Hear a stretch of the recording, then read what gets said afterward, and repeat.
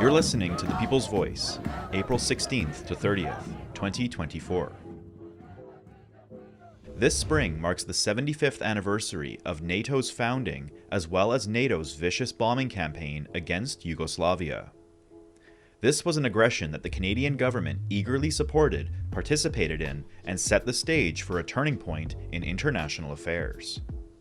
Since the 1990s, NATO has used moral arguments to justify its redivision of the world.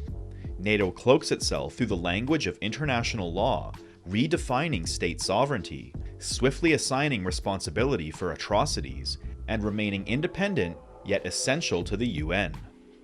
The Bosnian Civil War, as well as the Rwandan tragedy in 1994, were both presented as internal ethnic conflicts, justifying foreign intervention. And in fact, NATO framed the lack of intervention as a failure by the international community to prevent these atrocities. By the time NATO began its bombing campaign in Yugoslavia, most of the debate over NATO's actions focused on the stated pretext for intervening, whether or not atrocities were being committed in Kosovo, while debates over the real motivations for war, imperialist expansion, were kept to a minimum.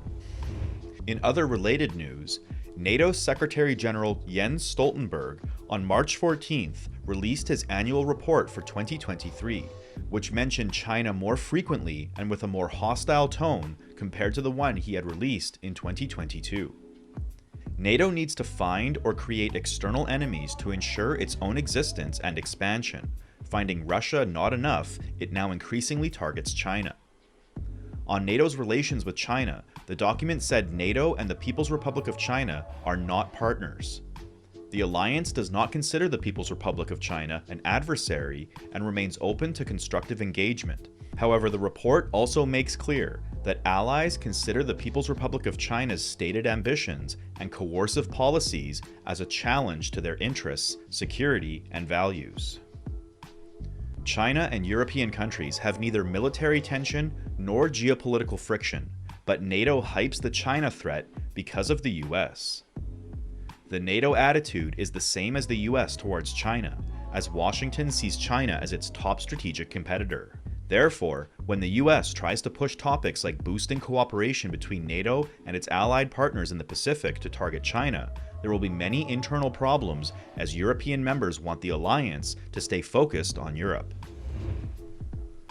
Arts workers at the Art Gallery of Ontario have been on strike since March 26th, fighting for decent wages and job security.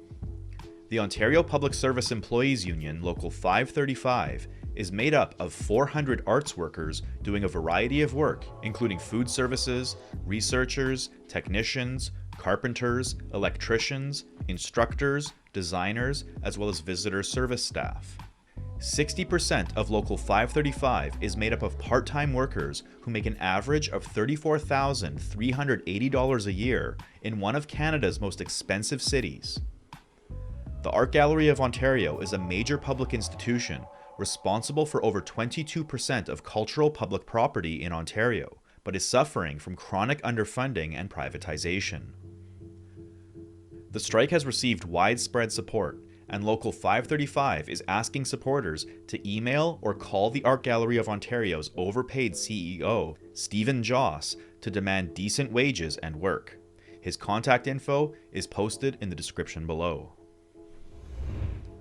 2 decades of failure to hold employers accountable for thousands of workplace deaths and injuries exposes the need for greater action from federal and provincial governments to enforce the criminal code. Sunday, March 31st, marked the 20th anniversary of the enactment of the Westray Law, named in memory of the 26 coal miners who were killed in the Western Mine explosion in Nova Scotia, 1992. The law was intended to hold employers accountable for injuries and deaths of their workers, but has not been adequately enforced, according to the United Steelworkers. Along with many other unions, the United Steelworkers is calling for the appointment of dedicated investigators and prosecutors for workplace deaths, education for Crown attorneys to apply the Westray amendments to the criminal code, training for police, health, and safety regulators on the proper application of the Westray amendment, and mandatory procedures and coordination for police, prosecutors, and regulators. Meanwhile, Local 401 of the United Food and Commercial Workers, representing 25 workers employed by Alberta Bayshore Home Care Solutions, has been left without a new contract since the previous one expired this past November. Local 401 uses an open bargaining process, which they have done for years, meaning that they share proposals and bargaining updates with the workers they represent. When negotiations are made public, it becomes more difficult for employers to misrepresent what occurred in these meetings. Therefore, by walking out, the employer makes the negotiating process last longer, and the more it drags out, the more desperate the workers will become to ratify a subpar agreement. The most recent contract between the workers and Bayshore took 4 years to negotiate. That's all for now. If you're interested in strengthening working-class press in Canada, consider lending your support to the People's Voice Fund Drive at pvonline.ca.